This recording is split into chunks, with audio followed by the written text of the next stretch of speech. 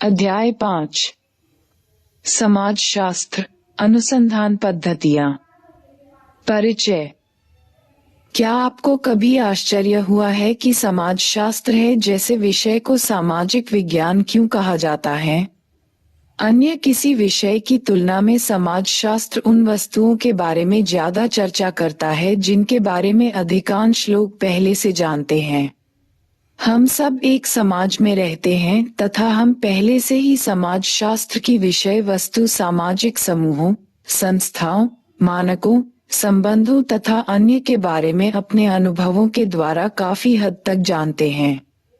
तब ये पूछना उचित लगता है कि वह क्या है जो समाजशास्त्रियों को समाज के अन्य लोगों से अलग बनाता है। उन्हें समाज विज्ञानी क्यों कहा जाए?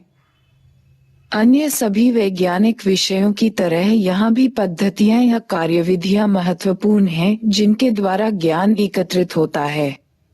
अंतिम विश्लेषण में समाजशास्त्री आम व्यक्तियों से अलग होने का दावा कर सकते हैं। इसका कारण यह नहीं है कि वे कितना जानते हैं या वे क्या जानते हैं, परंतु इसका कारण है कि वे अपने ज्ञान को कैसे प्राप्त करते हैं। यही एक कारण है कि समाजशास्त्र में पद्धति का विशेष महत्व है। पिछले अध्याय में आपने देखा है कि समाजशास्त्र की लोगों के जीवंत अनुभवों में गहरी रुचि है।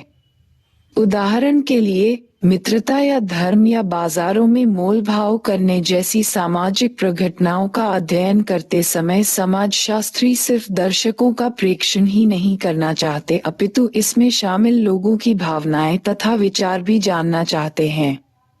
समाजशास्त्री उन लोगों के मत को अपनाना चाहते हैं जिनका वे अध्ययन करते हैं तथा विश्व को उनकी आंखों से देखना चाहते हैं। विभिन्न संस्कृतियों में लोगों के लिए मैत्री का अर्थ क्या है? जब कोई व्यक्ति कोई विशेष अनुष्ठान करता है तो वह धार्मिक व्यक्ति क्या सोचता है कि वह क्या कर रहा है? एक दुकानदार तथा ग्राहक बेहतर मूल्य पाने के लिए शब्दों तथा भावभंगिमाओं को परस्पर कैसे समझते हैं? ऐसे प्रश्नों का उत्तर इसमें शामिल व्यक्तियों के जीवंत अनुभव का एक भाग है तथा इनमें समाजशास्त्र की गहन रुचि है। अध्ययन में जो लोग शामिल हैं और जो लोग शामिल नहीं हैं, दोनों के मतों को समझने की आवश्यकता समाजशास्त्र में पद्धति के विशेष महत्व का एक अन्य कारण है। कुछ पद्धतिशास्त्रीय मुद्दे। हालांकि पद्धति शब्द के स्थान पर इसे समानार्थक होने के कारण प्रायः साधारण रूप से प्रयोग किया जाता है। वास्तव में पद्धतिशास्त्र शब्द का आशय अध्ययन की पद्धति से है। पद्धतिशास्त्रीय मुद्दों या प्रश्नों का संबंध वैज्ञानिक ज्ञान इकट्ठा करने की सामान्य समस्या के बारे में है जो किसी विशेष पद्धति, तकनीक या कार्यविधि से परे है। हम उन तरीकों के बारे में जानने का प्रयास करेंगे जिनसे समाजशास्त्री वह ज्ञान प्राप्त करने का प्रयास करता है जो वैज्ञानिक होने का दावा कर सकता हो। समाजशास्त्र में वस्तुनिष्ठता तथा व्यक्तिपरकता। दैनिक जीवन की भाषा में वस्तुनिष्ठ का आशय पूर्वाग्रह रहित, तटस्थ या केवल तथ्यों पर आधारित होता है।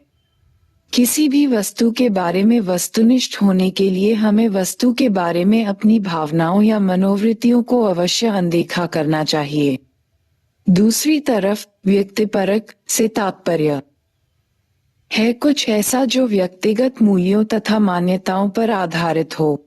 जैसा कि आपने पहले भी सीखा होगा कि सभी विज्ञानों से वस्तुनिष्ठ होने व केवल तथ्यों पर आधारित पूर्वाग्रह रहित ज्ञान उपलब्ध कराने की आशा की जाती है, परंतु प्राकृतिक विज्ञानों की तुलना में सामाजिक विज्ञानों में ऐसा करना बहुत कठिन है। उदाहरण के लिए, जब एक भूवैज्ञानिक चट्टानों का अध्ययन करता है या एक वनस्पतिशास्त्री पौधों का अध्ययन करता है तो वे सावधान रहते हैं कि उनके व्यक्तिगत पूर्वाग्रह या मान्यताएं उनके काम को प्रभावित न कर पाएं। उन्हें तथ्यों को वैसे ही प्रस्तुत करना चाहिए जैसे वे हैं। उदाहरण के लिए, उन्हें अपने अनुसंधान कार्य के परिणामों पर किसी विशेष वैज्ञानिक सिद्धांत या सिद्धांतवादी के प्रति अपनी पसंद का प्रभाव नहीं पड़ने देना चाहिए। तथापि भूवैज्ञानिक तथा वनस्पति शास्त्री स्वयं उस संसार का हिस्सा नहीं होते जिनका वे अध्ययन करते हैं, जैसे चट्टानों या पौधों की प्राकृतिक दुनिया। इसके विपरीत समाज विज्ञानी उस संसार का अध्ययन करते हैं जिसमें वे स्वयं रहते हैं, जो मानव संबंधों की सामाजिक दुनिया है। इससे समाजशास्त्र जैसे सामाजिक विज्ञान में वस्तुनिष्ठता की विशेष समस्या उत्पन्न होती है।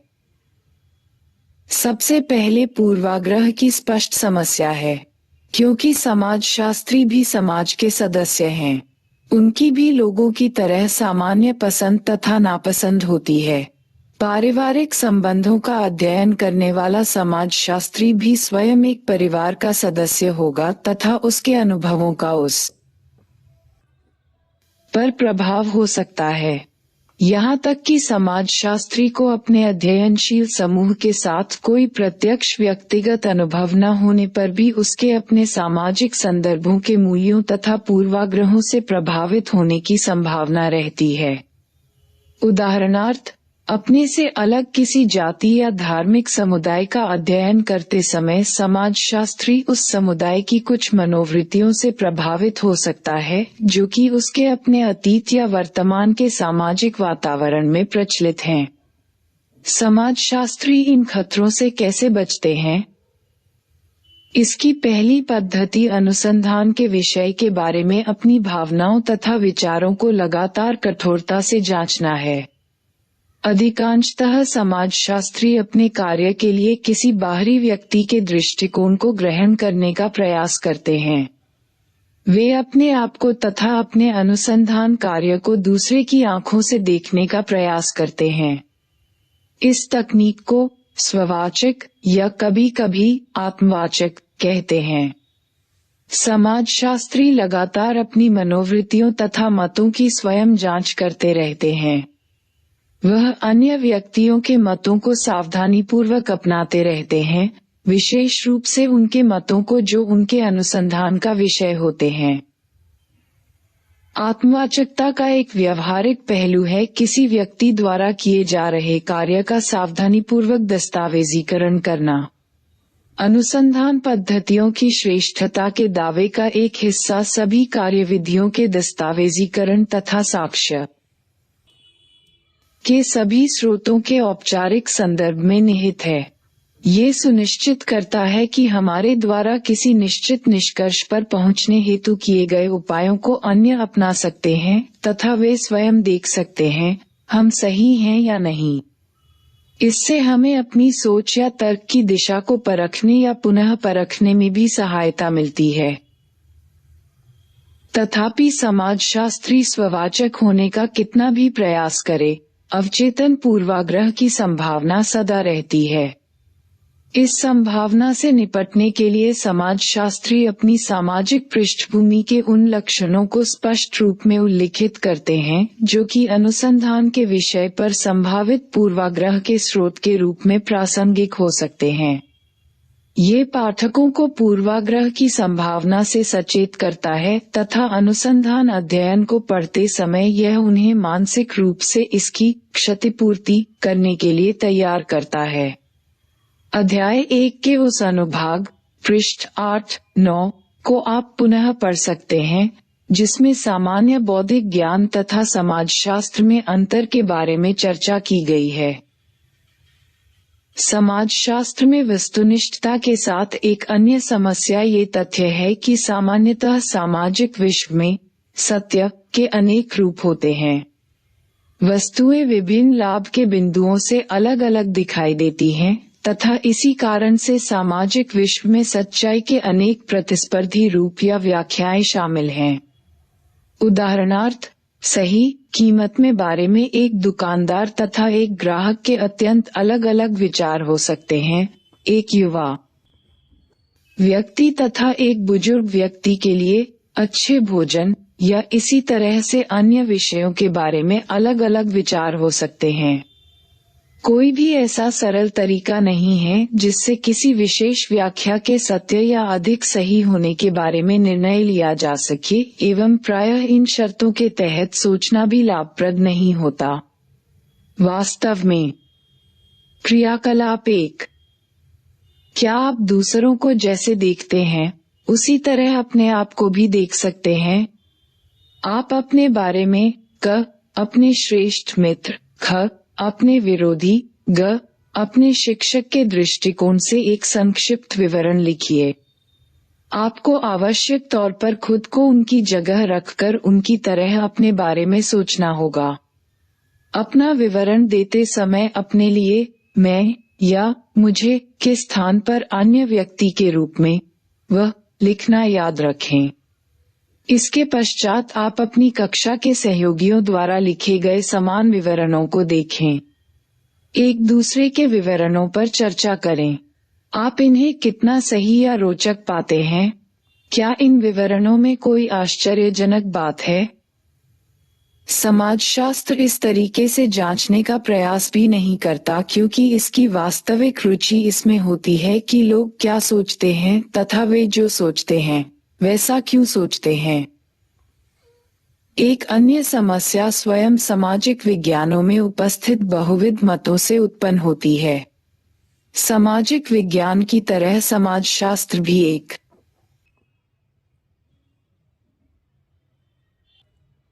बहुनिर्देशात्मक विज्ञान है। इसका अर्थ है कि इस विषय में प्रतिस्पर्धी तथा परस्पर विरोधी विचारों वाले क्षेत्र विद्यमान हैं। समाज के विरोधी सिद्धांतों के विषय में अध्याय 2 में हुई चर्चा को याद करें। इन सबसे समाजशास्त्र में वस्तुनिष्ठता एक बहुत कठिन तथा जटिल वस्तु बन जाती है। वास्तव में वस्तुनिष्ठता की पुरानी धारणा को व्यापक तौर पर एक पुराना दृष्टिकोण माना जाता है। समाज विज्ञानी अब विश्वास नहीं करते कि वस्तुनिष्ठता एवं अरुचि की पारंपरिक धारणा सामाजिक विज्ञान में प्राप्त की जा सकती है। वास्तव में ऐसे आदर्श भ्रामक हो सकते हैं। इसका यह अर्थ नहीं है कि समाजशास्त्र के माध्यम से कोई लाभप्रद ज्ञान प्राप्त नहीं किया जा सकता या वस्तुनिष्ठता एक व्यर्थ संकल्पना है। इसका तात्पर्य है कि वस्तुनिष्ठता को पहले से प्राप्त अंतिम परिणाम के स्थान पर लक्ष्य प्राप्ति हेतु निरंतर चलती रहने वाली प्रक्रिया के रूप में सोचा जाना चाहिए। बहुविधि पद्धतियां तथा पद्धतियों का चयन। क्योंकि समाजशास्त्र में बहुविध सच्चाइयां तथा बहुविध दृष्टिकोण होते हैं, यह आश्चर्य का विषय नहीं है कि इसमें बहुविध पद्धतियां भी हैं। समाजशास्त्रीय सच्चाई की ओर कोई भी एक रास्ता नहीं जाता। हालांकि विभिन्न प्रकार के अनुसंधान संबंधी प्रश्नों को हल करने के लिए अनेक विधियां हैं जो अधिकतम या न्यूनतम उपयोगी हैं। तथापि प्रत्येक पद्धति का अपना महत्व तथा कमजोरी होती है। अतः पद्धतियों की श्रेष्ठता या निम्नता के बारे में तर्क करना निरर्थक है। ये जानना ज्यादा महत्वपूर्ण है कि पूछे जा रहे प्रश्न का उत्तर देने के लिए चयन की गई पद्धति क्या उपयुक्त है। उदाहरणार्थ, यदि कोई यह जानना चाहे कि क्या अधिकांश भारतीय परिवार अभी तक संयुक्त परिवार हैं, तो इसके लिए जनगणना या सर्वेक्षण श्रेष्ठ पद्धतियां होंगी। तथापि यदि कोई व्यक्ति संयुक्त और मूल परिवारों में स्त्रियों की स्थिति की तुलना करना चाहे तो साक्षात्कार, वैयक्तिक अध्ययन या सहभागी प्रेक्षण उपयुक्त पद्धतियां हो सकती हैं। समाजशास्त्रियों द्वारा सामान्यतया प्रयोग की जाने वाली विभिन्न पद्धतियों का वर्गीकरण या श्रेणीकरण करने के बहुत से तरीके हैं। उदाहरण के लिए मात्रात्मक तथा गुणात्मक पद्धतियों में अंतर करना परंपरागत है। पहली पद्धति में गणना की जाती है या घटकों को नापा, समानुपात, औसत तथा इसी तरह से अन्य जाता है, जबकि दूसरी पद्धति अत्यधिक अमूर्त तथा मुश्किल से नापी जाने वाली प्रघटनाओं जैसे कि मनोवृत्तियों, भावनाओं एवं इसी तरह अन्य का अध्ययन करती है। पद्धतियों के बीच का संबंधित अंतर है कि एक वह पद्धति जो प्रेक्षण किए जा सकने वाले व्यवहार का अध्ययन करती है और दूसरी प्रेक्षण न किए जा सकने वाले अर्थों, मूल्यों तथा अन्य व्याख्यात्मक चीजों का अध्ययन करती है। पद्धतियों के वर्गीकरण का अन्य तरीका इनके बीच आंकड़ों के प्रकार के आधार पर अंतर करने का है। एक, द्वितीयक या पहले से उपलब्ध आंकड़ों, दस्तावेजों के रूप में या अन्य रिकॉर्डों तथा कलाकृतियों पर निर्भर हैं। दूसरी वह जो नए या प्राथमिक आंकड़े बनाती हैं। अतएव ऐतिहासिक पद्धतियां परंपरागत रूप में भूलेखागारों में पाई जाने वाली द्वितीयक सामग्री पर निर्भर है, जबकि साक्षात्कार से प्रारंभिक आंकड़ों की जानकारी प्राप्त होती है। इसी तरह अन्य पद्धतियां भी हैं। वर्गीकरण का एक अन्य तरीका व्यष्टि तथा समष्टि पद्धतियों को अलग करने का है। इनमें से पहली पद्धति में सामान्यतः एक अकेला अनुसंधानकर्ता होता है, जो छोटे तथा घनिष्ठ परिवेश में कार्य करता है। अतः साक्षात्कार तथा सहभागी प्रेक्षण को व्यष्टि पद्धतियां माना जाता है। समष्टि पद्धतियां वे हैं जो बड़े पैमाने वाले अनुसंधानों, जिसमें अधिक संख्या में अन्वेषक तथा उत्तरदाता शामिल होते हैं, का समाधान कर सकती है। समष्टि पद्धति का सबसे आम उदाहरण सर्वेक्षण अनुसंधान है, यद्यपि कुछ ऐतिहासिक पद्धतियां भी समष्टि प्रघटनाओं का अध्ययन कर सकती हैं। वर्गीकरण का ढंग चाहे जो हो, ये याद रखना आवश्यक है कि यह एक परंपरा का विषय है। विभिन्न प्रकार की पद्धतियों के बीच विभाजक रेखा को ज्यादा तीक्ष्ण होने की आवश्यकता नहीं है। प्रायः एक पद्धति को दूसरी पद्धति में बदलना या किसी एक को दूसरी के साथ अनुपूरक की तरह इस्तेमाल करना संभव है। सामान्यतया पद्धति का चयन अनुसंधान के प्रश्नों की प्रकृति, अनुसंधानकर्ता की प्राथमिकताओं तथा समय और या संसाधनों के प्रतिबंधों के आधार पर किया जाता है। सामाजिक विज्ञान में वर्तमान प्रवृत्ति विभिन्न अनुकूल बिंदुओं से समान अनुसंधान समस्या पर बहुविध पद्धतियों का प्रयोग करना है। इसी को कभी-कभी त्रिभुजन कहा जाता है, अर्थात किसी वस्तु को विभिन्न दिशाओं से दोहराना या उसको ठीक तरह से परिभाषित करना। इस तरीके से एक दूसरे की सहायता के लिए विभिन्न पद्धतियां प्रयोग की जा सकती हैं, ताकि सिर्फ एक पद्धति के प्रयोग से प्राप्त परिणामों की तुलना में और अधिक अच्छे परिणाम प्राप्त किए जा सकें। चूंकि समाजशास्त्र की सुस्पष्ट पद्धतियां वही होती हैं जिनसे प्रारंभिक आंकड़े प्राप्त करने में सहायता मिलती है, अतः यहाँ इन्हीं की चर्चा की गई है। यहाँ तक कि क्षेत्रीय कार्य की श्रेणी पर आधारित पद्धतियों में भी हम आपको सबसे प्रसिद्ध पद्धति सर्वेक्षण, साक्षात्कार तथा सहभागी प्रेक्षण से परिचित कराएंगे। सहभागी प्रेक्षण अवलोकन।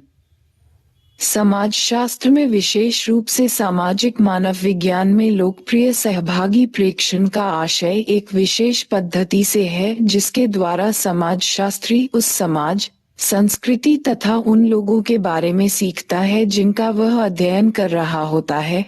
अध्याय 1 में समाजशास्त्र तथा सामाजिक मानव विज्ञान पर की गई चर्चा का स्मरण करें। ये पद्धति अन्य पद्धतियों से कई प्रकार से अलग है। सर्वेक्षणों या साक्षात्कारों जैसी प्रारंभिक आंकड़े एकत्र करने वाली अन्य पद्धतियों के विपरीत क्षेत्रीय कार्य में अनुसंधान के विषय के साथ लंबी अवधि की अंतःक्रिया शामिल होती है। सामान्यतः समाजशास्त्री या सामाजिक मानव विज्ञानी कई महीने, लगभग 1 वर्ष या कभी-कभी इससे ज्यादा भी उन लोगों के बीच उनकी तरह बनकर व्यतीत करते हैं जिनका उन्हें अध्ययन करना होता है। बाहरी अर्थात वहां का निवासी न होने के कारण मानव विज्ञानी को अपने आप को मूल निवासियों की संस्कृति में उनकी भाषा सीखकर तथा उनके प्रतिदिन के जीवन में निकट से सहभागी बनकर उनमें ही मिलना पड़ता है, ताकि समस्त स्पष्ट तथा अस्पष्ट ज्ञान तथा कौशल को प्राप्त किया जा सके, जो कि अंदर के निवासियों के पास होता है। 4 यद्यपि समाजशास्त्री या मानव विज्ञानी की रुचि कुछ विशेष क्षेत्रों में होती है, सहभागी प्रेक्षण क्षेत्रीय कार्य का समग्र लक्ष्य समुदाय के जीने के संपूर्ण तरीके सीखना होता है।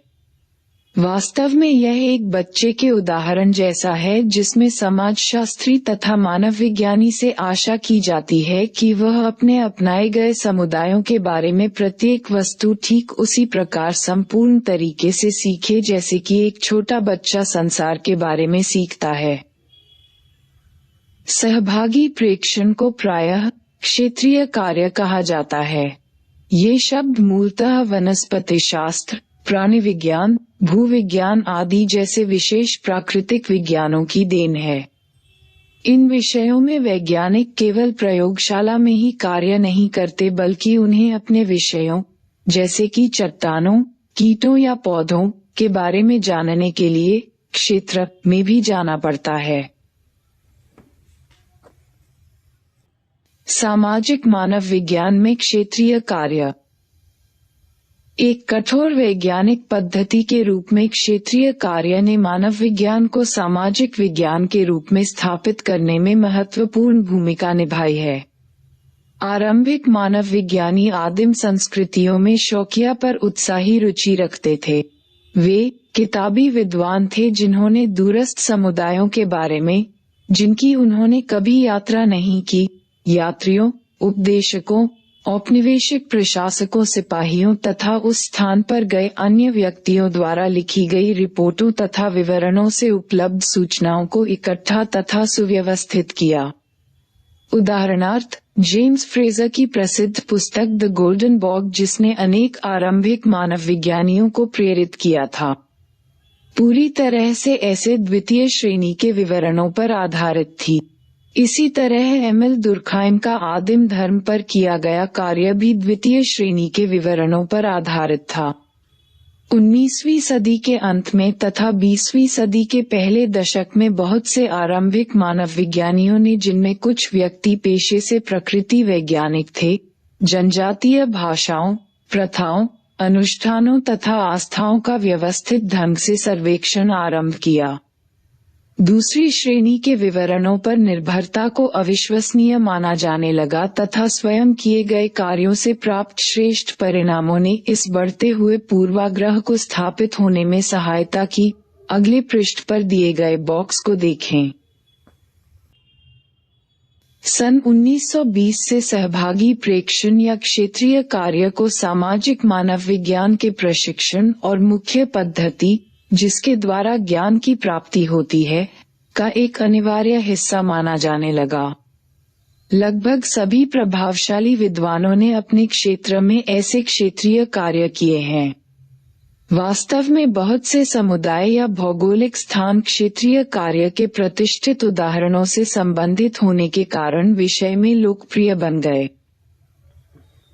वास्तव में सामाजिक मानव विज्ञानी क्षेत्रीय कार्य करते समय क्या करता है? सामान्यतः वह समुदाय जिसका वह अध्ययन करता है की जनगणना कर कार्य प्रारंभ करता है। इसमें समुदाय में रह रहे सभी लोगों के बारे में विस्तृत सूची, जिसमें उनके लिंग, आयु वर्ग तथा परिवार जैसी सूचना भी है, बनाना शामिल है। इसके साथ गांव या रहने की जगह का भौतिक रूप से नक्शा बनाने का प्रयास भी किया जा सकता है, जिसमें घरों तथा सामाजिक तौर पर संबंधित अन्य जगहों की स्थिति भी शामिल होती है। अपने क्षेत्रीय कार्य की प्रारंभिक अवस्था में मानव विज्ञानियों द्वारा प्रयुक्त सबसे महत्वपूर्ण तकनीक है समुदाय की वंशावली बनाना। ये जनगणना द्वारा प्राप्त सूचना पर आधारित हो सकती है, परंतु इसका आगे विस्तार होता है, क्योंकि इसके आधार पर प्रत्येक सदस्य का वंशवृक्ष बनाना तथा जहां तक संभव हो सके वंशवृक्ष का पीछे की तरफ विस्तार करना शामिल होता है। उदाहरण के लिए, किसी भी परिवार या घर के मुखिया से उसके रिश्तेदारों, उसकी अपनी पीढ़ी में भाइयों, बहनों तथा चचेरे भाई बहनों। ब्रोनिस्लाव मेलिनोवस्की तथा क्षेत्रीय कार्य की खोज। हालांकि वह पहले व्यक्ति नहीं थे जिन्होंने इस पद्धति का प्रयोग किया था, अन्य विद्वानों द्वारा विश्वभर में इसे विभिन्न रूपों में जांचा जा चुका था। ब्रोनिस्लाव मेलिनोवस्की पोलैंड के एक मानव विज्ञानी थे जो ब्रिटेन में बसे हुए थे। ऐसा व्यापक तौर पर माना जाता है कि उन्होंने क्षेत्रीय कार्य को सामाजिक मानव विज्ञान की एक विशेष पद्धति के रूप में स्थापित किया। सन 1914 में यूरोप में प्रथम विश्व युद्ध के शुरू होने के समय वह ऑस्ट्रेलिया की यात्रा पर थे, जो कि उस समय ब्रिटिश साम्राज्य का एक भाग था। क्योंकि युद्ध में पोलैंड जर्मनी के साथ था, इसे ब्रिटेन द्वारा शत्रु घोषित किया गया था तथा पोलैंड का नागरिक होने के कारण मेलिनोवस्की तकनीकी रूप से शत्रु देश का निवासी बन गए। वास्तव में वह लंदन स्कूल ऑफ इकोनॉमिक्स में एक सम्मानित प्रोफेसर थे तथा ब्रिटिश तथा ऑस्ट्रेलिया के सत्ताधारियों के साथ उसके बहुत अच्छे संबंध थे। परंतु तकनीकी रूप से शत्रु देश का निवासी होने के कारण कानून के अनुसार उनका एक विशेष जगह में ही सीमित या नजरबंद रहना जरूरी था। मेलिनोवस्की अपने मानववैज्ञानिक अनुसंधान के लिए ऑस्ट्रेलिया की अनेक जगहों तथा दक्षिणी प्रशांत महासागर के द्वीपों की यात्रा करना चाहते थे। अतः उन्होंने सत्ताधारियों से अनुरोध किया कि उनकी नजरबंदी दक्षिणी प्रशांत के ट्रोब्रियान द्वीपों में करने की अनुमति दी जाए, जो कि ब्रिटिश ऑस्ट्रेलिया के कब्जे में थे। इस पर ऑस्ट्रेलिया सरकार ने सहमति प्रदान कर दी तथा उनको यात्रा के लिए वित्तपोषण भी दिया तथा मेलिनोवस्की ने ट्रोब्रियान द्वीपों में 1.5 वर्ष व्यतीत किया। वह वहां के मूल गांवों में एक तंबू में रहें, स्थानीय भाषा सीखूं तथा उनकी संस्कृति के बारे में सीखने के लिए वहां के मूल निवासियों के साथ गहन अंतःक्रिया की। उन्होंने अपने प्रेक्षणों का सावधानीपूर्वक विस्तृत रिकॉर्ड रखा तथा दैनिक डायरी भी बनाए। बाद में उन्होंने इन क्षेत्रीय टिप्पणियों तथा डायरियों के आधार पर टोब्रियान संस्कृति पर किताबें लिखीं। ये पुस्तकें शीघ्र लोकप्रिय हो गई तथा आज भी इन्हें क्लासिक्स माना जाता है। उनके ट्रोब्रियान अनुभव से पहले भी मेलिनोवस्की ने विश्वास व्यक्त किया था कि मानव विज्ञान का भविष्य मानव विज्ञान तथा मूल संस्कृति के बीच बिना किसी मध्यस्थ के सीधी अंतःक्रिया पर आधारित है। वह मानते थे कि यह विषय तब तक प्रतिभा संपन्न शौक की स्थिति से आगे नहीं बढ़ेगा जब तक कि इसके अभ्यासकर्ता भाषा को गहनता से सीखकर स्वयं व्यवस्थित ढंग से प्रेक्षण करने का कार्य नहीं करेंगे। ये प्रेक्षण अनुसंधान के विषय क्षेत्र में ही करना होगा, अर्थात ये प्रेक्षण करने के लिए मानव विज्ञानी को इस उद्देश्य हेतु कस्बे या बाहर बुलाए गए मूल निवासियों के साक्षात्कार के स्थान पर स्थानीय लोगों के बीच रहना होगा तथा वहां के जीवन को देखना होगा जिस प्रकार वह घटित होता है। दुभाषीय के प्रयोग से भी बचना होगा। ये तभी संभव है जब मानव विज्ञानी मूल निवासियों से स्वयं सीधे बातचीत करें। तभी उनकी संस्कृति के बारे में सही तथा प्रामाणिक सूचना प्राप्त हो सकती है। लंदन स्कूल ऑफ इकोनॉमिक्स में उनकी प्रभावी स्थिति तथा ट्रोब्रियान में उनके कार्य की ख्याति से मेलिनोवस्की को मानव विज्ञान के विद्यार्थियों को दिए जाने वाले प्रशिक्षण में क्षेत्रीय कार्य को संस्थापक रूप में इसका एक अनिवार्य हिस्सा बनाने के अभियान में सहायता प्राप्त हुई।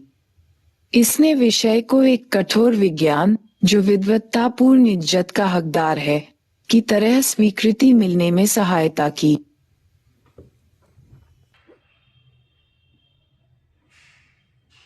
के बारे में तत्पश्चात उसके माता पिता की पीढ़ी में उनके पिता, माता, उनके भाइयों बहनों आदि के बारे में, इसके बाद परदादा दादी तथा उनके भाइयों बहनों के बारे में और आगे इसी तरह से पूछा जा सकता है। ये कार्य उतनी पीढ़ियों तक के लिए किया जा सकता है जितना व्यक्ति याद रख सकता है। किसी एक व्यक्ति से प्राप्त सूचना की जांच अन्य संबंधियों से वही प्रश्न पूछकर की जा सकती है तथा पुष्टि होने के बाद एक विस्तृत वंशवृक्ष बनाया जा सकता है। यह अभ्यास सामाजिक मानव विज्ञानियों को समुदाय की नातेदारी व्यवस्था को समझने में सहायता करता है।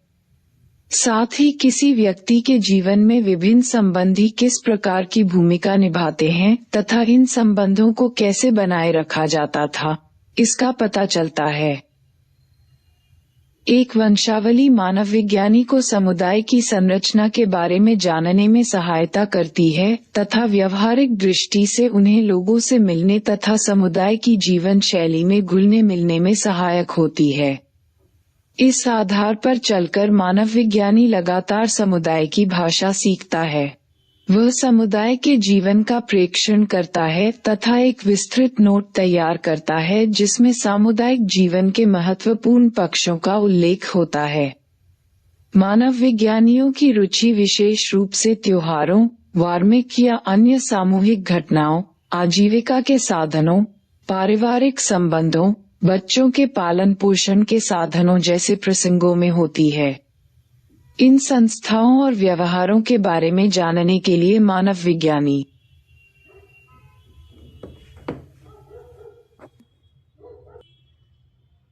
को उन वस्तुओं के बारे में अंतहीन प्रश्न पूछने पड़ते हैं जिन्हें समुदाय के सदस्य कोई महत्व नहीं देते।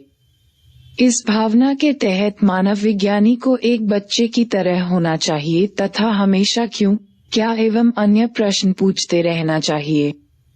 इसके लिए मानव विज्ञानी अधिकांश सूचना हेतु एक या दो व्यक्तियों पर निर्भर होता है। ऐसे व्यक्तियों को सूचनादाता या मुख्य सूचनादाता कहा जाता है।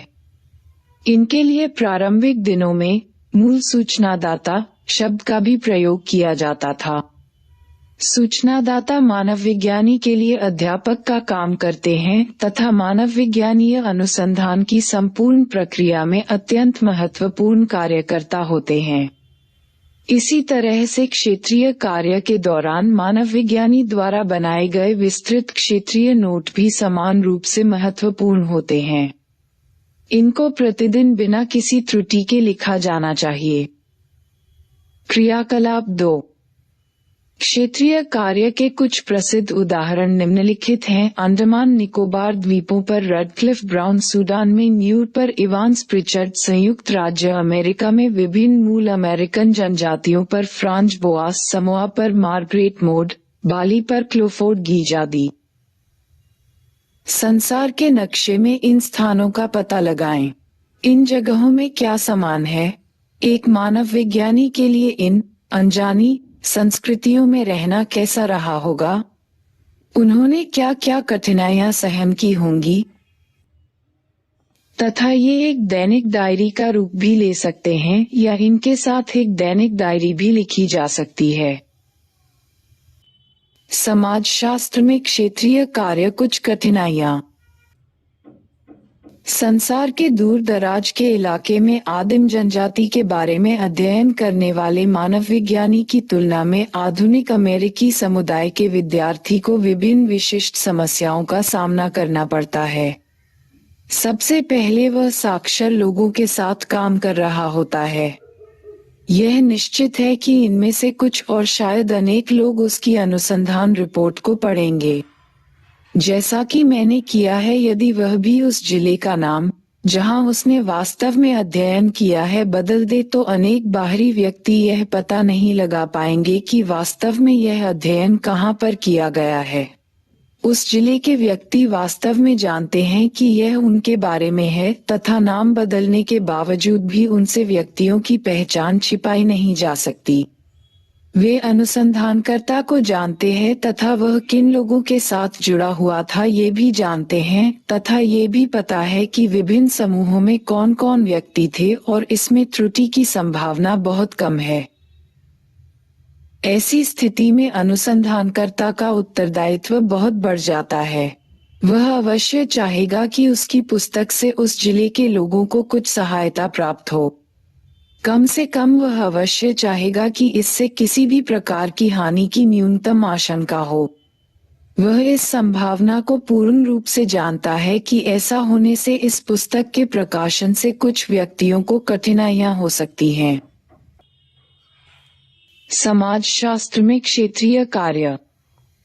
समाजशास्त्री जब क्षेत्रीय कार्य करते हैं तो सामान्यतः समान तकनीकों का उपयोग करते हैं। समाजशास्त्रीय क्षेत्रीय कार्य अपनी अंतर्वस्तु में इतना अलग नहीं होता और न ही क्षेत्रीय कार्य के दौरान किए गए कार्य में अलग होता है, परंतु इसके संदर्भ में जहां ये किया जाता है और अनुसंधान के विभिन्न क्षेत्रों या विषयों के वितरण को दिए गए महत्व के अनुसार अलग होता है। अतः एक समाजशास्त्री भी एक समुदाय में रहता है।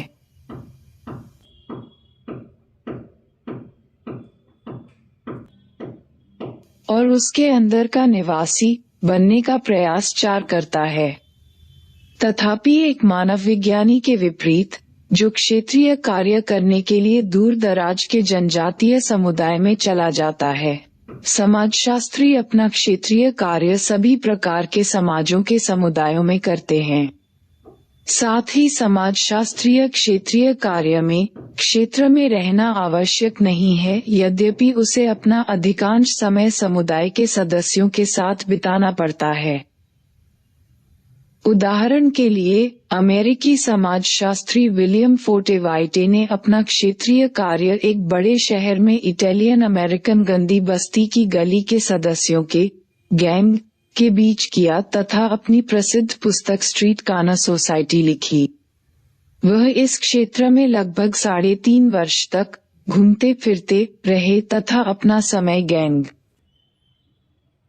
या समूह के सदस्यों के बीच बिताया, जिनमें से अधिकांश अत्यंत गरीब बेरोजगार युवा थे। ये प्रवासियों के समुदाय की अमेरिका में जन्मी पहली पीढ़ी थी।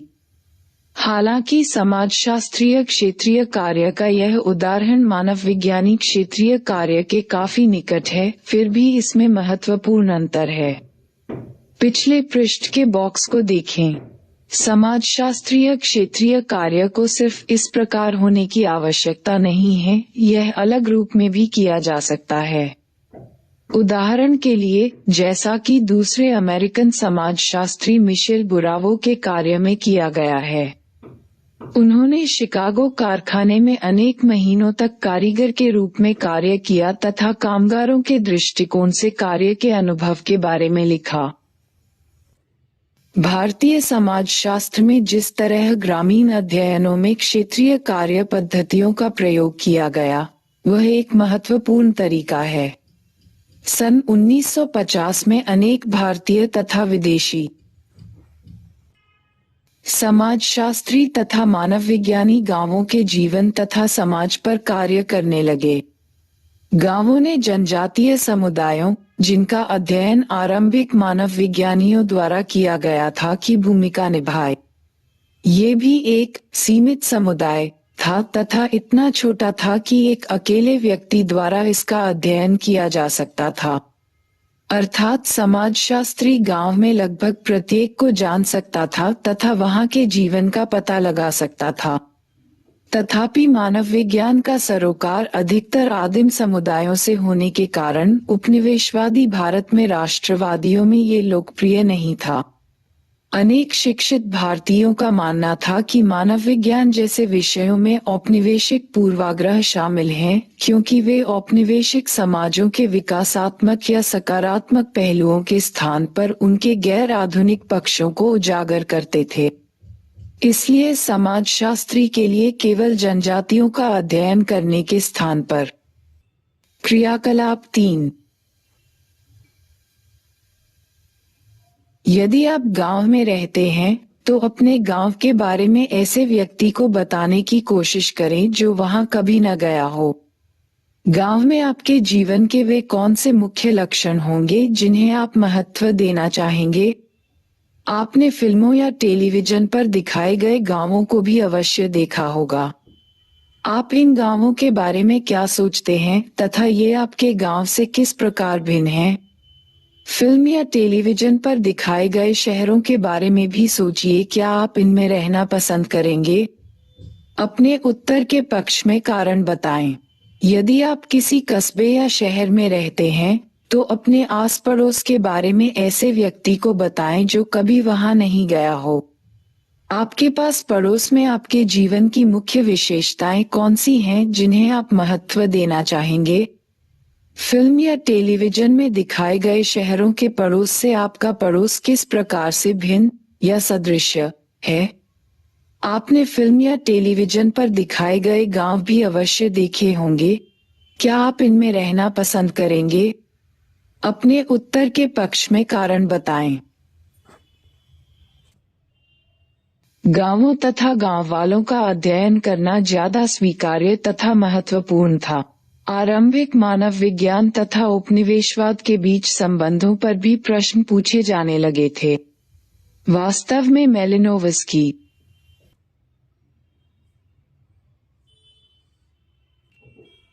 इवांस प्रिचर्ड तथा अनेक अन्य व्यक्तियों द्वारा किए गए क्लासिक क्षेत्रीय कार्य इस तथ्य के कारण संभव हो पाए थे कि वे लोग एवं स्थान जहां क्षेत्रीय कार्य किया गया था। गांवों का अध्ययन करने की विभिन्न शैलियां। सन 1950 तथा 1960 के दौरान गांवों का अध्ययन करना भारतीय समाजशास्त्र का मुख्य पेशा बन गया था। परंतु इससे काफी समय पहले एक मिशनरी दंपति विलियम तथा चार्लोटे वाइजर ने, जो उत्तर प्रदेश के एक गांव में 5 वर्ष तक रहे, एक प्रसिद्ध ग्रामीण अध्ययन बिहाइंड मेड वॉल्स लिखा था। वाइजर की यह पुस्तक उनके मिशनरी कार्य का एक उप उत्पाद थी। हालांकि विलियम वाइजर एक समाजशास्त्री के रूप में प्रशिक्षण प्राप्त थे तथा इससे पहले भी जजमानी व्यवस्था पर एक पुस्तक लिख चुके थे। सन 1950 में किए गए ग्रामीण अध्ययन विभिन्न संदर्भ में जन्मे थे तथा अनेक विभिन्न तरीकों से किए गए थे। क्लासिकी सामाजिक मानव विज्ञानी शैली मुख्य थी तथा इसके साथ जनजाति या सीमित समुदाय का स्थान गांव ने ले लिया था। इस तरह के क्षेत्रीय कार्य का सबसे प्रसिद्ध उदाहरण शायद एम.एन. श्रीवास्तव की प्रसिद्ध पुस्तक रिमेम्बर्ड विलेज में दिया गया है। श्रीनिवास ने मैसूर के निकट एक गांव में 1 वर्ष बिताया जिसे उन्होंने रामपुरा नाम दिया। इस पुस्तक का शीर्षक ये बताता है कि श्रीनिवास द्वारा तैयार किए गए क्षेत्रीय नोट्स आग में जल गए तथा उन्होंने अपनी याददाश्त के आधार पर गांव के बारे में लिखना पड़ा था। एक अन्य प्रसिद्ध ग्रामीण अध्ययन सन 1950 में एस.सी.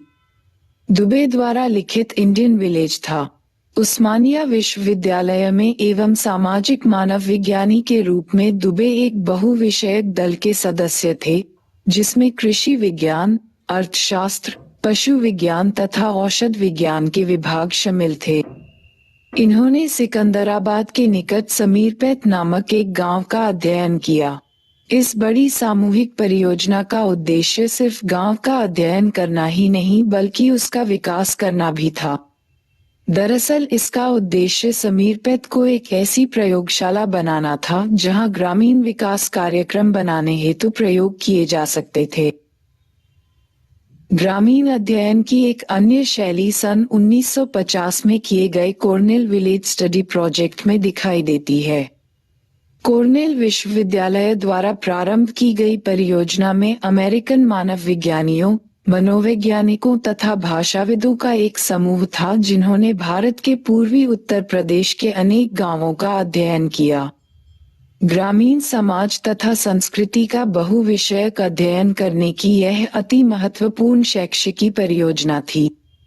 इस परियोजना में कुछ भारतीय विद्वान भी शामिल थे, जिन्होंने कई अमेरिकनों की प्रशिक्षण में सहायता की तथा जो बाद में भारतीय समाज के प्रसिद्ध विद्वान बने। औपनिवेशिक साम्राज्यों का हिस्सा थे तथा यह उन देशों द्वारा शासित थे जहां से पश्चिमी मानव विज्ञानी आए थे। तथापि पद्धतिशास्त्रीय कारणों की बजाय गांव पर किए गए अध्ययन इसलिए अधिक महत्वपूर्ण थे क्योंकि उन्होंने भारतीय समाजशास्त्र को एक ऐसा विषय उपलब्ध कराया जो नए स्वतंत्र भारत में अत्यंत रुचिकर था। सरकार की रुचि विकासशील ग्रामीण भारत में थी। राष्ट्रीय आंदोलन, विशेष रूप से महात्मा गांधी ग्राम उत्थान कार्यक्रमों में सक्रिय रूप से भाग ले रहे थे। यहाँ तक कि शहरी शिक्षित भारतीय भी ग्रामीण जीवन में अत्यधिक रुचि ले रहे थे, क्योंकि इनमें से अधिकतर के कुछ पारिवारिक तथा वर्तमान ऐतिहासिक संबंध गांवों से थे। इससे बढ़कर गांव ऐसी जगह थी जहां अधिकांश भारतीय रहते थे और अभी भी रहते हैं।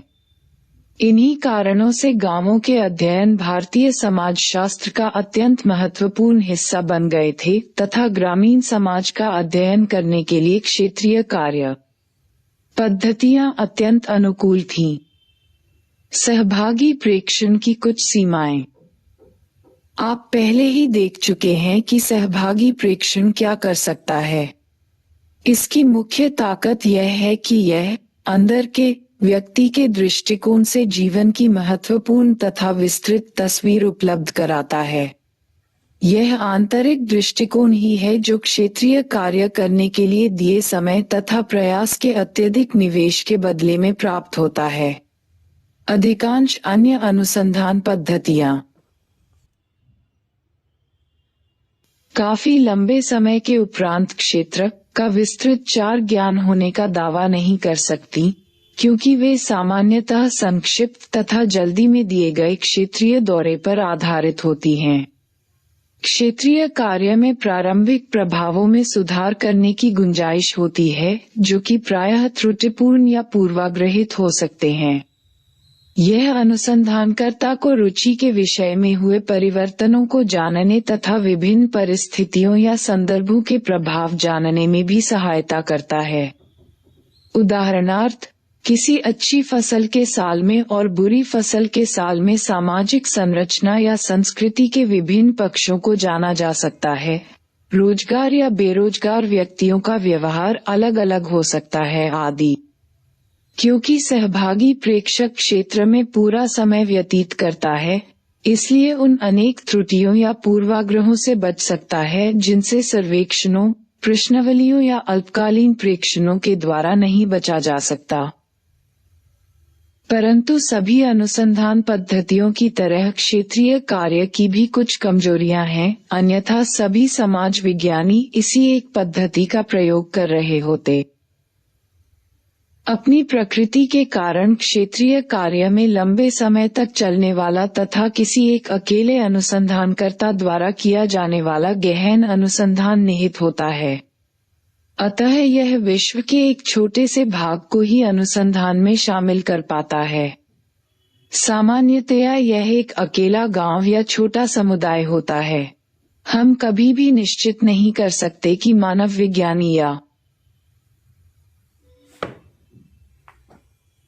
समाजशास्त्री द्वारा क्षेत्रीय कार्य के दौरान किए गए प्रेक्षण बड़े समुदाय अर्थात अन्य गांवों, क्षेत्रों या देश में भी अधिक रूप में समान होंगे या फिर ऐसा अपवाद स्वरूप होता है।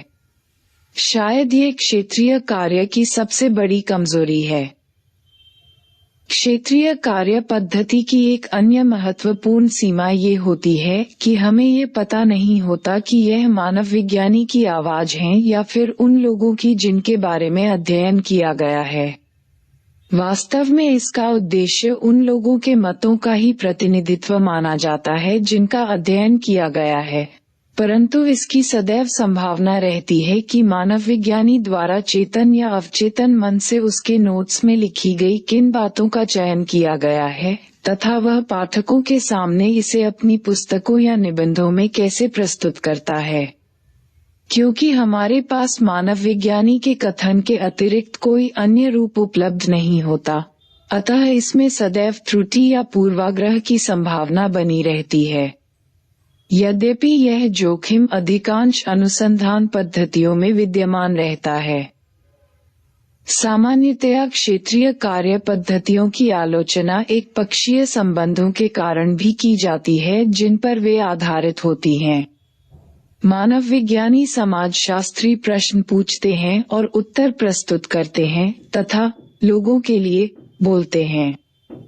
इसके विरोध में कुछ विद्वानों ने अधिक संवादीय प्रारूप बनाने का सुझाव दिया है, अर्थात क्षेत्रीय कार्य के परिणामों के प्रस्तुतिकरण के तरीके, जिनमें उत्तरदाता तथा लोग प्रत्यक्ष रूप से शामिल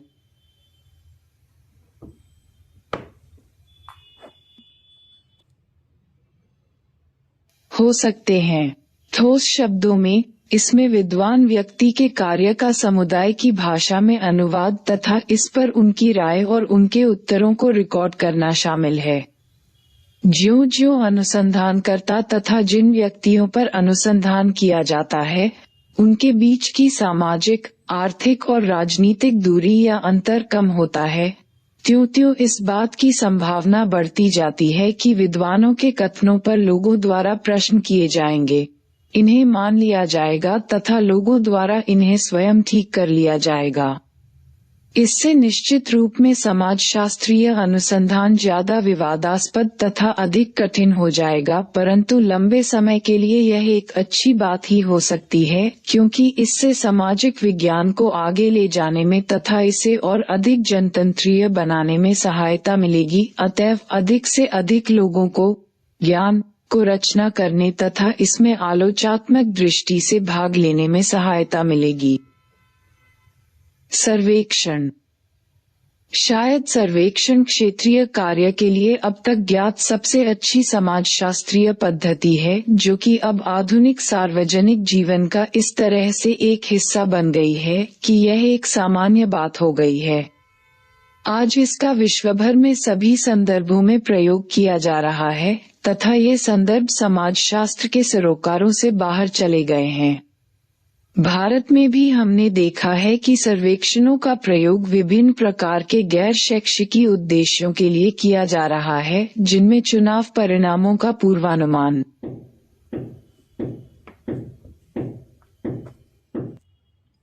लगाना, उत्पादों को बेचने के लिए विपणन नीतियां बनाना तथा विषयों की व्यापक विभिन्नताओं के बारे में लोकप्रियता का पता लगाना शामिल है।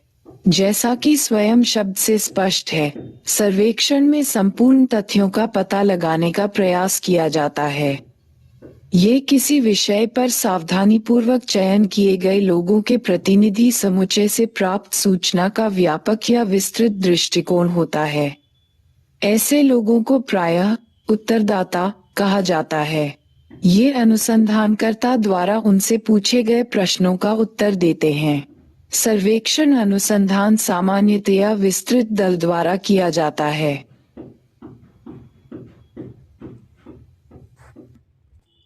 जिसमें अध्ययन की योजना बनाने वाले तथा रूपरेखा तैयार करने वाले अनुसंधानकर्ता तथा उनके सहयोगी और सहायक, जिन्हें अन्वेषक या अनुसंधान सहायक कहा जाता है, शामिल होते हैं। सर्वेक्षण के प्रश्न विभिन्न प्रकार से पूछे जा सकते हैं तथा इनके उत्तर भी विभिन्न प्रकार से दिए जा सकते हैं। अक्सर अन्वेषक द्वारा व्यक्तिगत दौरे के दौरान इन्हें मौखिक रूप में पूछा जाता है तथा कभी-कभी दूरभाष द्वारा पूछा जाता है। अन्वेषक द्वारा लाई गई या डाक द्वारा प्राप्त प्रश्नावलियों में भी उत्तर लिखे जा सकते हैं। कंप्यूटरों तथा दूरसंचार तकनीक के बढ़ते जनगणना तथा राष्ट्रीय सांख्यिकीय संगठन प्रत्येक 10 वर्ष में किया जाने वाला भारत का जनसंख्या सर्वेक्षण विश्व में इस प्रकार का सबसे बड़ा सर्वेक्षण है। हमसे ज्यादा जनसंख्या वाला देश है चीन, जहां ऐसी नियमित जनगणना नहीं होती। इसमें लाखों अन्वेषक तथा अत्यधिक संख्या में संगठनों के समावेश के अतिरिक्त भारत सरकार द्वारा बड़ी धनराशि व्यय की जाती है। यद्यपि बदले में हमें भारत में रहने वाले प्रत्येक घर तथा भारत में रहने वाले 1 अरब से ज्यादा लोगों में से प्रत्येक व्यक्ति जो इसमें शामिल होते हैं का वास्तविक सर्वेक्षण प्राप्त होता है। स्पष्ट रूप से ऐसे विस्तृत सर्वेक्षण बार बार नहीं किए जा सकते। दरअसल अनेक विकसित देश अब पूर्ण जनगणना नहीं कराते। इसके स्थान पर वे अपनी जनसंख्या संबंधी आंकड़ों के लिए प्रतिवर्ष सर्वेक्षण पर आश्रित हैं। क्योंकि ऐसे सर्वेक्षण काफी हद तक सही पाए गए हैं। भारत में राष्ट्रीय सांख्यिकीय संगठन (NSO) परिवार तथा खर्च, रोजगार तथा बेरोजगारी के स्तर का तथा अन्य विषयों हर वर्ष प्रतिदर्श सर्वेक्षण करता है। प्रत्येक 5 वर्ष में यह एक विस्तृत सर्वेक्षण करता है जिसमें लगभग 1.2 लाख घर शामिल होते हैं, जिससे पूरे भारत में 6 लाख से ज्यादा व्यक्ति इसमें शामिल होते हैं। वास्तव में इसे विस्तृत प्रतिदर्श माना जाता है तथा NSO द्वारा किए गए सर्वेक्षण संसार में नियमित रूप से किए गए सबसे बड़े सर्वेक्षणों में गिने जाते हैं। क्योंकि भारत की कुल आबादी 1 अरब से अधिक है, अतः आप देख सकते हैं कि NSO के पंचवर्षीय सर्वेक्षणों में शामिल प्रतिदर्श भारत की जनसंख्या के लगभग 0.06% मात्र 1% के 20वें भाग से थोड़ा ज्यादा है। चूंकि इसका चयन वैज्ञानिक तौर पर संपूर्ण जनसंख्या का प्रतिनिधित्व करने के लिए होता है, इतने छोटे अनुपात पर आधारित होने के बावजूद NSO प्रतिदर्श जनसंख्या की विशेषताओं का अनुमान कर सकता है। प्रयोग के फलस्वरूप आज इलेक्ट्रॉनिक रूप में सर्वेक्षण करना भी संभव हो गया है। इस प्रारूप में उत्तरदाता प्रश्नों को ईमेल, इंटरनेट या इसी प्रकार के इलेक्ट्रॉनिक माध्यमों द्वारा प्राप्त करता है तथा इसके द्वारा ही उत्तर देता है। एक दूसरा तरीका लिंक विवरण के माध्यम से एक इंटरनेट वेबसाइट पर जाकर डिजिटल रूप से उपलब्ध प्रारूप को भरना भी है। सामाजिक वैज्ञानिक पद्धति के रूप में सर्वेक्षण का मुख्य लाभ ये है कि इसके द्वारा जनसंख्या के केवल छोटे से भाग पर सर्वेक्षण करके इसके परिणामों को बड़ी जनसंख्या पर लागू किया जा सकता है। अतः सीमित समय, प्रयास तथा धन के निवेश द्वारा सर्वेक्षण बड़ी जनसंख्याओं के अध्ययन को संभव बनाता है। यही कारण है कि सामाजिक विज्ञानों तथा अन्य क्षेत्रों में यह अत्यधिक लोकप्रिय पद्धति है। सांख्यिकी की शाखा, जिसे प्रतिदर्श सिद्धांत कहा जाता है, की खोजों का लाभ उठाते हुए प्रतिदर्श सर्वेक्षण चयन के मामले में सावधान होने के बावजूद परिणामों का सामान्यीकरण कर सकता है। इस सरल उपाय का महत्वपूर्ण कारण प्रतिदर्श का प्रतिनिधित्व है। हम एक दी गई जनसंख्या में से प्रतिनिधि प्रतिदर्श का चयन कैसे करेंगे? व्यापक रूप में प्रतिदर्श की चयन प्रक्रिया 2 मुख्य सिद्धांतों पर आधारित है। पहला सिद्धांत यह है कि जनसंख्या में सभी महत्वपूर्ण उपसमूहों को पहचाना जाए तथा प्रतिदर्श में उन्हें प्रतिनिधित्व दिया जाए।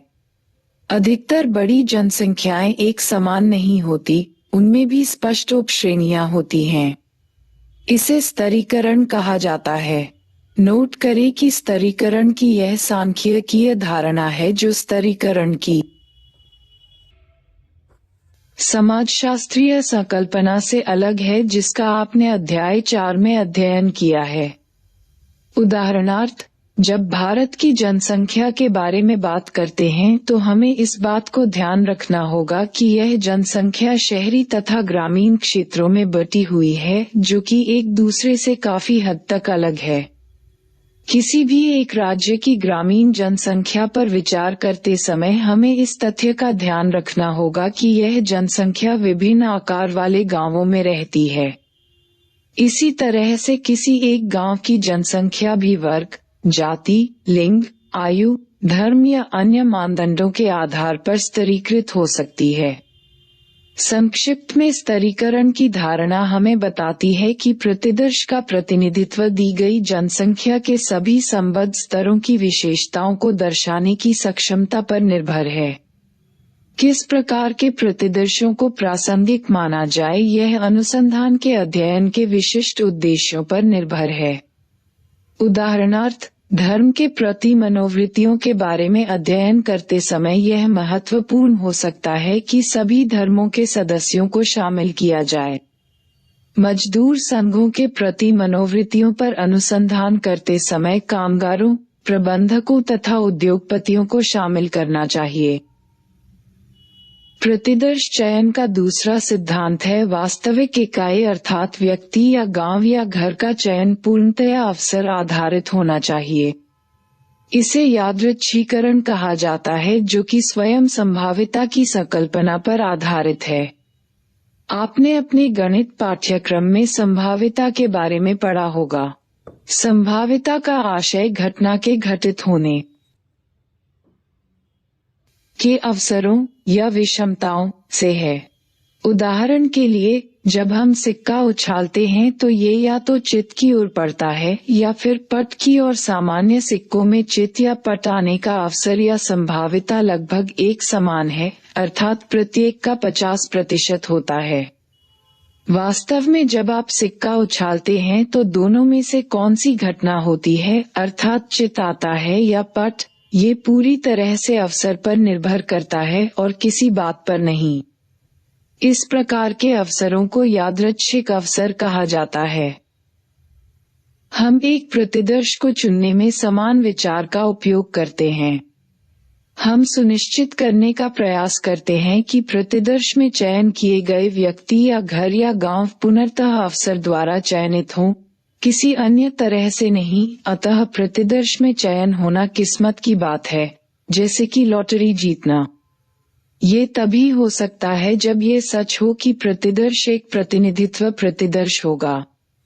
यदि कोई सर्वेक्षण दल अपने प्रतिदर्श में केवल उन्हीं गांवों का चयन करता है जो मुख्य सड़क के निकट हों, तो ये प्रतिदर्श यादृच्छिक या संयोगवश न होकर उद्देश्यपूर्ण होंगे। इसी तरह से यदि हम अधिकतर मध्यम वर्ग के घरों का या अपने जानकार घरों का चयन करते हैं तो प्रतिदर्श पुनः उद्देश्यपूर्ण होंगे।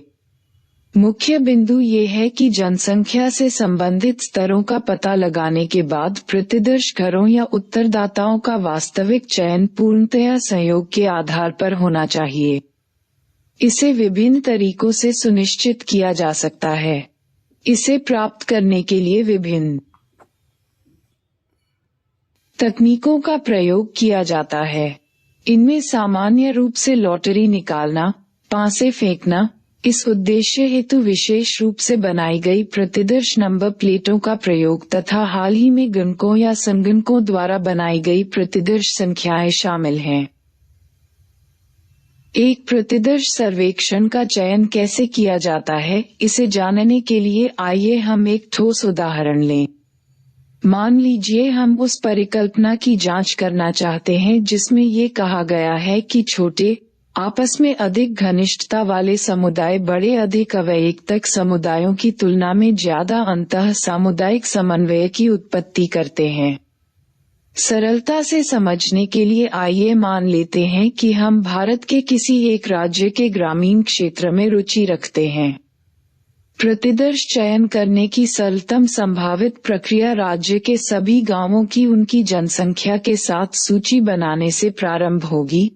ये सूची जनगणना आंकड़ों से भी प्राप्त की जा सकती है। तत्पश्चात हमें छोटे तथा बड़े गांवों के मानदंडों को परिभाषित करना होगा। गांवों की मूल सूची से अब हमें सभी मध्यम गांवों अर्थात जो न तो छोटे हैं और न ही बड़े हैं, उनको हटाना होगा। अब हमारे पास गांव के आकार के अनुसार एक संशोधित सूची है। हमारे अनुसंधान संबंधी प्रश्नों के अनुसार हम प्रत्येक स्तर अर्थात छोटे तथा बड़े गांवों को समान महत्व देना चाहते हैं। अतः हमने प्रत्येक स्तर से 10 गांवों को चुनने का निर्णय लिया। इसके लिए हम छोटे तथा बड़े गांवों की सूची को क्रम प्रदान करेंगे तथा प्रत्येक सूची से लॉटरी द्वारा 10-10 गांवों का चयन यादृच्छिक विधि द्वारा करेंगे। अब हमारे पास राज्य के 10 छोटे तथा 10 बड़े गांवों वाले प्रतिदर्श हैं तथा हम इन गांवों का अध्ययन ये जानने के लिए प्रारंभ कर सकते हैं कि हमारी प्रारंभिक परिकल्पना सही थी या नहीं। वास्तव में यह एक अत्यधिक सरल रूपरेखा है। वास्तविक अनुसंधान अध्ययनों में सामान्यतया अधिक जटिल रूपरेखा होती है जिसमें प्रतिदर्श चयन प्रक्रिया अनेक चरणों में विभाजित होती है तथा इसमें अनेक स्तर शामिल होते हैं। परंतु मूल सिद्धांत समान रहता है। एक लघु प्रतिदर्श का सावधानी पूर्वक चयन किया जाए ताकि यह पूरी जनसंख्या का प्रतिनिधित्व कर सके। तत्पश्चात प्रतिदर्श का अध्ययन किया जाता है और इससे प्राप्त परिणामों का सामान्यीकरण कर इसे संपूर्ण जनसंख्या पर लागू किया जाता है। वैज्ञानिक ढंग से चयन किए गए प्रतिदर्श की सांख्यिकीय विशेषताएं सुनिश्चित करती हैं कि प्रतिदर्श की विशेषताएं उस जनसंख्या की विशेषताओं से घनिष्ठ रूप से मिलती हों जिससे इसे लिया गया है। इनमें सूक्ष्म अंतर हो सकते हैं, परंतु ऐसे विचलन की संभावना को निर्धारित किया जा सकता है। इसे सीमांत त्रुटि या प्रतिदर्श की त्रुटि कहा जाता है। यह अनुसंधानकर्ताओं की गलती से नहीं, अपितु इस बात से उत्पन्न होती है कि हम बहुत बड़ी जनसंख्या के लिए छोटे प्रतिदर्श प्रयोग कर रहे हैं। प्रतिदर्श सर्वेक्षणों के परिणामों की सूचना देते समय अनुसंधानकर्ताओं को अपने प्रतिदर्श के आकार तथा रूपरेखा तथा सीमांत त्रुटि के बारे में अवश्य बताना चाहिए। क्रियाकलाप 4। अपने समूह में उन सर्वेक्षणों के बारे में चर्चा कीजिए जिनके बारे में आप जानते हैं। ये चुनाव सर्वेक्षण या समाचार पत्रों या टेलीविजन माध्यमों द्वारा किए गए अन्य लघु सर्वेक्षण भी हो सकते हैं। जब सर्वेक्षण के परिणाम घोषित किए गए तो क्या सीमांत त्रुटि के बारे में भी बताया गया था? क्या ये बताया गया था कि सर्वेक्षण का आकार क्या है तथा इनका चयन कैसे किया गया था? जहां अनुसंधान पद्धतियां के ये पक्ष साफ तौर पर न दिए गए हो, वहां आपको इन सर्वेक्षणों के बारे में सवाल करना चाहिए, क्योंकि इनके बिना निष्कर्षों का मूल्यांकन करना संभव नहीं है। सर्वेक्षण पद्धतियों का प्रचलित माध्यमों में प्रायः दुरुपयोग किया जाता है। पूर्वाग्रहित तथा अप्रतिनिधि प्रतिदर्श के आधार पर बड़े बड़े दावे किए जाते हैं। आप इस परिप्रेक्ष्य से उन सर्वेक्षणों के बारे में जिनके बारे में आप जानते हैं चर्चा कर सकते हैं। क्रियाकलाप -5। यदि आपके सर्वेक्षण का उद्देश्य निम्नलिखित प्रश्नों के उत्तर देना हो तो आप अपने स्कूल में सभी विद्यार्थियों में से प्रतिनिधि प्रतिदर्श का चयन करने के लिए क्या करेंगे? क. जिन विद्यार्थियों के अनेक भाई तथा बहन हैं, वह उन विद्यार्थियों की तुलना में जिनका एक भाई या बहन या कोई भी नहीं है, पढ़ाई में अच्छे हैं या बुरे? ख.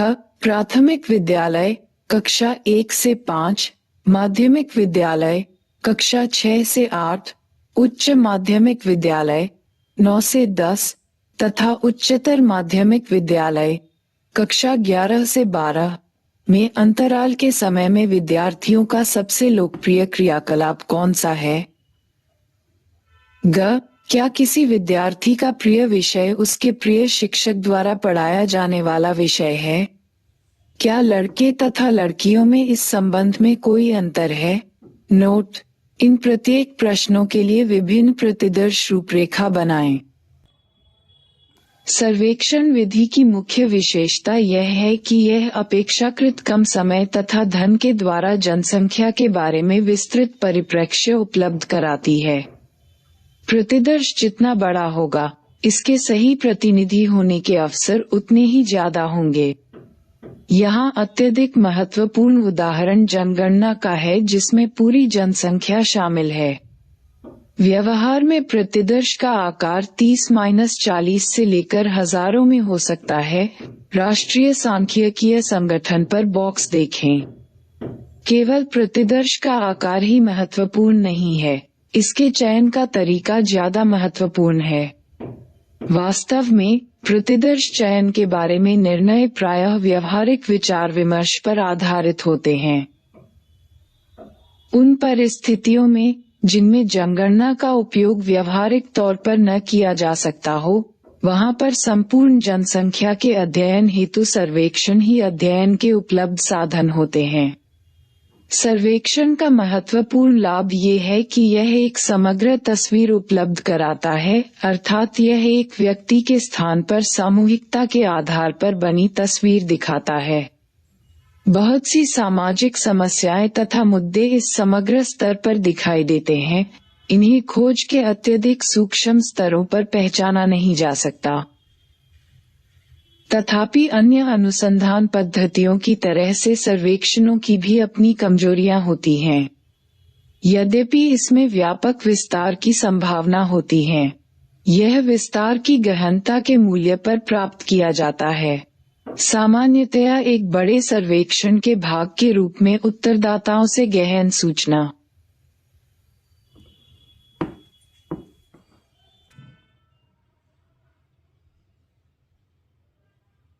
प्राप्त करना संभव नहीं होता। उत्तरदाताओं की संख्या अधिक होने के कारण प्रत्येक व्यक्ति पर व्यय किया जाने वाला समय सीमित होता है। साथ ही अन्वेषकों की अपेक्षाकृत बड़ी संख्या द्वारा सर्वेक्षण प्रश्नावलियां उत्तरदाता को उपलब्ध कराई जाती हैं। ये सुनिश्चित करना कठिन हो जाता है कि जटिल प्रश्नों या जिन प्रश्नों के लिए विस्तृत सूचना चाहिए, उन्हें उत्तरदाताओं से ठीक एक ही तरीके से पूछा जाएगा। प्रश्न पूछने या उत्तर रिकॉर्ड करने के तरीके में अंतर होने पर सर्वेक्षण में त्रुटियां आ सकती हैं। यही कारण है कि किसी भी सर्वेक्षण के लिए प्रश्नावली, कभी-कभी इन्हें सर्वेक्षण के उपकरण भी कहा जाता है, की रूपरेखा सावधानीपूर्वक तैयार करनी चाहिए, क्योंकि इसका प्रयोग अनुसंधानकर्ता के अतिरिक्त अन्य व्यक्तियों द्वारा किया जाएगा। अतः इसके प्रयोग के दौरान इसमें त्रुटि को दूर करने या संशोधित करने की थोड़ी बहुत संभावना रहती है। अन्वेषक तथा उत्तरदाता के बीच क्योंकि किसी प्रकार के दीर्घकालिक संबंध नहीं होते तथा इसके कारण कोई आपसी पहचान या विश्वास नहीं होता। किसी भी सर्वेक्षण में पूछे गए प्रश्न ऐसे होने चाहिए जो कि अजनबियों के मध्य पूछे जा सकते हों तथा उनका उत्तर दिया जा सकता हो। कोई भी निजी या संवेदनशील प्रश्न नहीं पूछा जा सकता, या अगर पूछा भी जाता है तो इसका उत्तर सच्चाईपूर्वक देने के स्थान पर सावधानीपूर्वक दिया जाता है। इस प्रकार की समस्याओं को कभी-कभी गैर प्रतिदर्श त्रुटियां कहा जाता है, अर्थात ऐसी त्रुटियां जो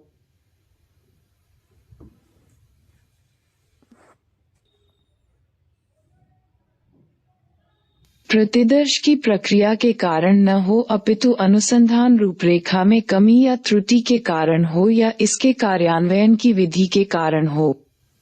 दुर्भाग्यवश इनमें से कुछ त्रुटियों का पता लगाना तथा इनसे बचना कठिन होता है। इस कारण से सर्वेक्षणों में गलती होना तथा जनसंख्या की विशेषताओं के बारे में भ्रामक या गलत अनुमान लगाना संभव होता है। अंत में किसी भी सर्वेक्षण की सबसे महत्वपूर्ण सीमा ये है कि इसे सफलतापूर्वक पूरा करने के लिए इन्हें कठोर संरचित प्रश्नावली पर आधारित होना पड़ता है। हालांकि प्रश्नावली की रूपरेखा चाहे कितनी भी अच्छी क्यों न हो, इसकी सफलता अंत में अन्वेषकों तथा उत्तरदाताओं की अंतःक्रियाओं की प्रकृति पर और विशेष रूप से उत्तरदाता की सद्भावना तथा सहयोग पर निर्भर करती है। साक्षात्कार। साक्षात्कार मूलतः अनुसंधानकर्ता तथा उत्तरदाता के बीच निर्देशित बातचीत होती है, हालांकि इसके साथ कुछ तकनीकी पक्ष जुड़े होते हैं। प्रारूप की सरलता भ्रामक हो सकती है, क्योंकि एक अच्छा साक्षात्कारकर्ता बनने के लिए व्यापक अनुभव तथा कौशल होना जरूरी होता है। साक्षात्कार सर्वेक्षण में प्रयोग की गई संरचित प्रश्नावली तथा सहभागी प्रेक्षण पद्धति की तरह पूर्ण रूप से खुली अंतःक्रियाओं के बीच स्थान रखता है। इसका सबसे बड़ा लाभ प्रारूप का अत्यधिक लचीलापन है। प्रश्नों को पुनः निर्मित किया जा सकता है या अलग ढंग से बताया जा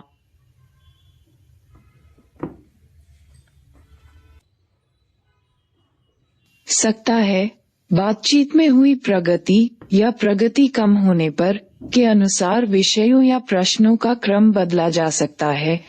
जिन विषयों पर अच्छी सामग्री मिल रही हो, उन्हें विस्तारित किया जा सकता है तथा जिन मामलों में प्रतिकूल प्रतिक्रियाएं हो रही हों, उन्हें संक्षिप्त रूप दिया जा सकता है या किसी अन्य अवसर पर बाद में जानने हेतु स्थगित किया जा सकता है, और यह सब साक्षात्कार के दौरान किया जा सकता है। दूसरी तरफ साक्षात्कार पद्धति के रूप में साक्षात्कार से संबंधित लाभों के साथ अनेक हानियां भी हैं। इसका यही लचीलापन उत्तरदाता की मनोदशा बदल जाने के कारण या फिर साक्षात्कार करने वाले की एकाग्रता में त्रुटि होने के कारण साक्षात्कार को कमजोर बना देता है। इस प्रकार इस अर्थ में यह एक अविश्वसनीय तथा अस्थिर प्रारूप है जो जब कार्य करता है तो बहुत अच्छा करता है तथा जब असफल होता है तो बहुत बुरी तरह से होता है। साक्षात्कार लेने की अनेक शैलियां हैं तथा इससे संबंधित विचार तथा अनुभव लाभों के अनुसार बदलते रहते हैं। कुछ व्यक्ति अत्यंत असंरचित प्रारूप को प्राथमिकता देते हैं जिसमें वास्तविक प्रश्नों के स्थान पर विषय की जांच सूची ही होती है। अन्य व्यक्ति इसके संरचित रूप को वरीयता देते हैं जिसमें सभी उत्तरदाताओं से विशेष प्रश्न पूछे जाते हैं। परिस्थितियों तथा वरीयताओं के अनुसार साक्षात्कार को रिकॉर्ड करने के तरीके भी अलग अलग हैं, जिनमें वास्तविक वीडियो या ऑडियो रिकॉर्ड करना, साक्षात्कार के दौरान विस्तृत नोट तैयार करना,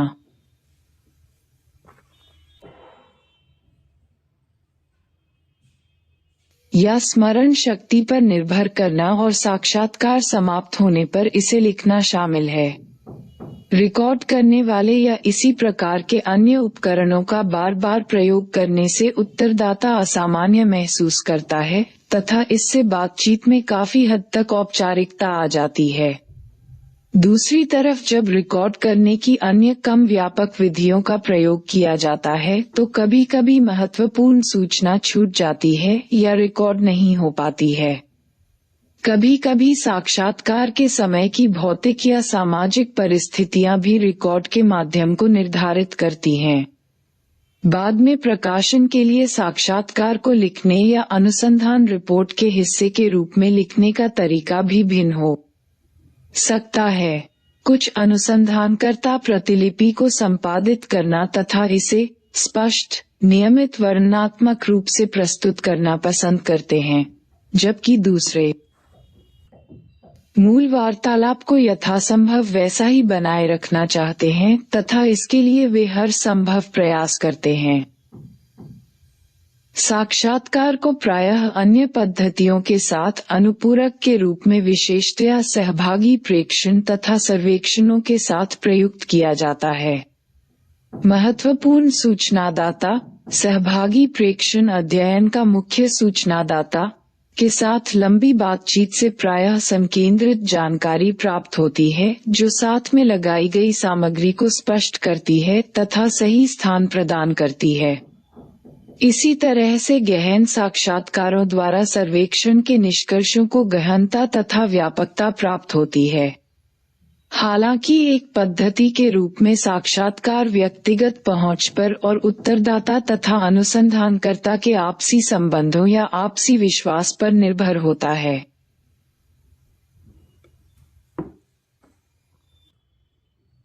शब्दावली। जनगणना एक व्यापक सर्वेक्षण जिसमें जनसंख्या के प्रत्येक सदस्य के बारे में जानकारी प्राप्त की जाती है। वंशावली एक विस्तृत वंश वृक्ष जो विभिन्न पीढ़ियों के सदस्यों के पारिवारिक संबंधों को दर्शाता है। गैर प्रतिदर्श त्रुटि पद्धतियों के प्रयोग और प्रारूप के कारण सर्वेक्षण परिणामों में हुई त्रुटियां। जनसंख्या सांख्यिकीय अर्थ में एक बड़ा निकाय, व्यक्तियों, गांवों, घरों इत्यादि का, जिससे प्रतिदर्श का चयन किया जाता है। संभाव्यता सांख्यिकीय अर्थ में किसी घटना के घटित होने या न होने की संभावना। प्रश्नावली साक्षात्कार या सर्वेक्षण में पूछे जाने वाले प्रश्नों की लिखित सूची।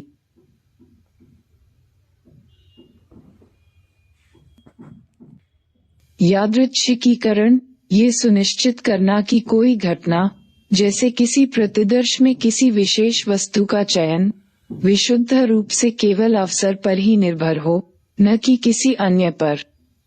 प्रतिबिंबिता, एक अनुसंधानकर्ता की वह क्षमता जिसमें वह स्वयं का प्रेक्षण और विश्लेषण करता है।